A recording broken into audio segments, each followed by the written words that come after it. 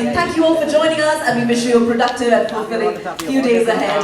And Medicare 2024. Thank you for being with us, and enjoy the rest of your day. Thank you.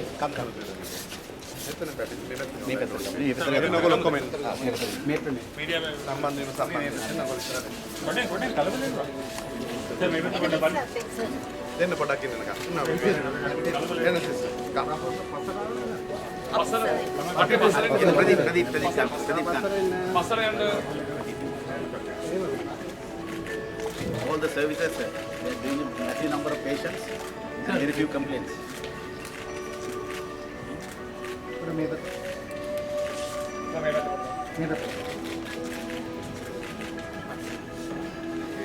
Thank you.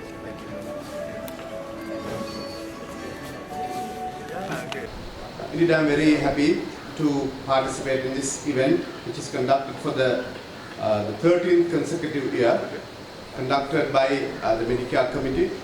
And I thank on behalf of the Minister of Health, the organizing committee having invited us to come here today to share the joy and get this experience covering the subject of health.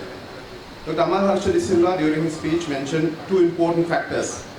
One thing is there is amalgamation of private sector and the government entities. It's a prime example how we can take our health forward in a private-public partnership nature. Second thing is there is amalgamation of the allopathic medicine and the Ayurvedic medicine, which you can take forward and show the world that we have comprehensive care covering both sectors. So in that regard, you know that your exhibition over a period of time that contributed much, and it's good to see that your efforts have become successful this year as well. Historically, Sri Lankan healthcare sector had fared exceptionally well, given the backdrop of the universal free healthcare service we provide to the people of the country. We have done exceptionally well, and also, despite the challenges that we face, Sri Lankan health sector stands pretty strong even today. The best example is in 2021 and 2022, the whole world was enveloped in COVID pandemic, during which the Sri Lankan people were also battered heavily. But during that crisis, again, we show the resilient nature of the Sri Lankan healthcare system. Our case numbers were much lesser percentage-wise than most of the other countries in the world. Our case fatality rates are also much lesser. Our vaccination efforts are much better than most of the developed countries.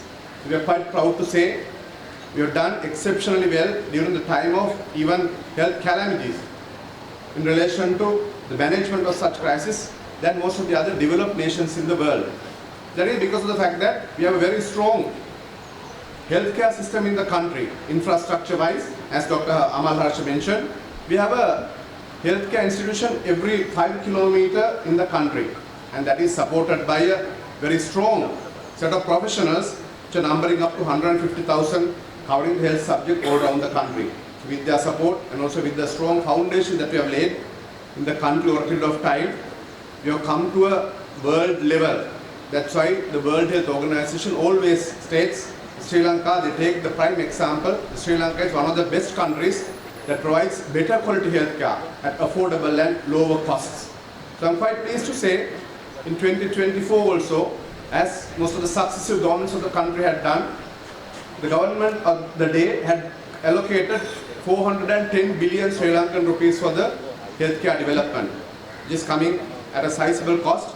And despite the difficulties we encounter, whatever the little money the government coffers have, they have come forward to strengthen the healthcare system of the country. So in that regard, our government, the policy is very clear. We want to ensure that we strengthen the primary healthcare sector, and also at the same time, we want to ensure that we strengthen the preventive sector of the health segment. For that, I think your contributions are very much important. So, Garu Amal Harsha Mathumani, ඔබ සඳහන් කළ ආකාරයට ශ්‍රී ලංකාවට ඉතාම හොඳ දියුණුවක් සමහර ක්ෂේත්‍රවලින් ලබා ගැනීමට හැකියාව තියෙනවා, විශේෂයෙන්ම හෙල්ත් ටුවරිසම් පැත්තේ.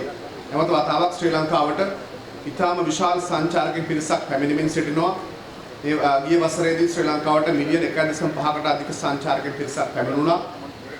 ඒ සංචාරකයන්ගේ විශාල පිරිසක් ඔබතුමා සඳහන් කළ පරිදි වර්තමානයේදී ඉන්දියාවෙනුත් චීනය ඇතුළු රටවලුත් අපේ රටට පැමිණෙනවා.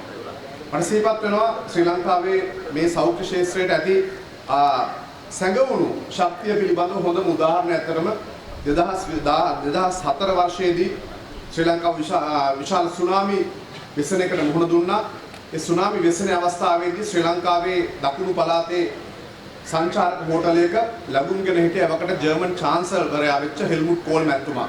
එතුමා ශ්‍රී ලංකාවට සෑම වර්ෂයකම පැමිණියා. එතුමා ලංකාවට සෑම වර්ෂයකම ආවේ. ශ්‍රී ලංකාවේ ආයුර්වේද ප්‍රතිකාර සමග මේ ලංකාවේ තිබෙන සුවිශේෂී ප්‍රතිකාරයන් පිළිබඳව හොඳ අවබෝධයකින් එතුමා සුනාමි වෙසනටත් අහු වුණා. ඒ සුනාමි වෙසනෙන් දිවි ගලවගත්තු නිසා තමයි ඒකට උපකාරයක් හැටියට ශ්‍රී ලංකාවට රෝහලක්වා පරිත්‍යාග කරන එතුමන් පියවර ගත්තේ. ඒ නිසා අපිට මේ පිළිබඳව ඉතිහාසයක් තිබෙනවා. අපිට මේ පිළිබඳව විශේෂඥතාවයක් තිබෙනවා. අපිට මේ පිළිබඳව දැනුමක් තිබෙනවා. අපිට මේ පිළිබඳව අවබෝධයක් තිබෙනවා. ඒ නිසා අපිට පුළුවන්කම ලැබෙනවා ශ්‍රී ලංකාවේ පාරම්පරික ආයුර්වේද ක්‍රම, ඒ වගේම දේශීය ආයුර්වේද ක්‍රම ශ්‍රී ලංකාවේ බටහිර වෛද්‍ය විද්‍යාව සමග ඒකාබද්ධ කිරීමෙන් හොඳ ඉදිරි අනාගතයක් ශ්‍රී ලංකාවේ මේ සංචාරක ක්ෂේත්‍රය හා සම්බන්ධව වෛද්‍ය සංචාරක ක්ෂේත්‍රය හා සම්බන්ධ අපිට ගොඩනගා ගැනීමට හැකියාව තිබෙනවා. ඒක ඔබතුමා කිව්වා වගේම මේ කලාපයේ තියෙන රටවල් අතරින් ඉතාම විශිෂ්ට වෛද්‍යවරු සහ අනිකුත් සෞඛ්‍ය කාර්ය මණ්ඩල විශාල ප්‍රමාණයක් සිටිනවා රාජ්‍ය සහ පෞද්ගලික රෝහල්වල. මේ සෑම කෙනෙකුගේම සහයෝගයෙන් මේ තත්ත්වය වඩාත් ඉදිරියට වර්ධනය කර ගැනීමේ හොඳ විභවයක් මේ රටට තිබෙනවා. ඒ වෙනුවෙන් ඇත්තරම වෙනි ප්‍රදර්ශන පවත්වලා ශ්‍රී ලාංකේය ජනතාව ඒ වගේම විදේශික ජනතාව දැනුවත් කිරීම ඉතාම වැදගත් කාරණයක්. මොකද අපි කොතරම් හොඳ කටයුතු කළත් ඔබතුමා කිව්වා වගේම අපි ඒවට ප්‍රසිද්ධිය ලබා දුන්නේ නැත්නම් දැනුවත් කළේ නැත්නම් ජනගත කළේ නැත්නම් අපිට එහි ඵල ප්‍රයෝජන ලබා ගැනීමට අපහසුයි. ඒ නිසා ඒ වෙනුවෙන් මේ ප්‍රදර්ශනය පැවැත්වීම පිටා මගේ කොට සලකනවා. එහා සමගම එහා සම්බන්ධ වෙච්ච සියලු කෙනාට අපි සුබ පැතුම් පිරිනමින් ප්‍රදර්ශනයේ කටයුතු සාර්ථක වේවා. ඒ හරහා ශ්‍රී ලංකාවේ සෞඛ්‍ය ශාස්ත්‍රයට